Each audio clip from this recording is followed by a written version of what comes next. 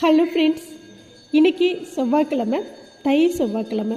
இன்றைக்கி அதிகாலையிலே பிரம்ம முகூர்த்தத்தில் முருகப்பெருமானுக்கு வெற்றிலை தீபம் ஏற்றி வழிபாடு செஞ்சேன்.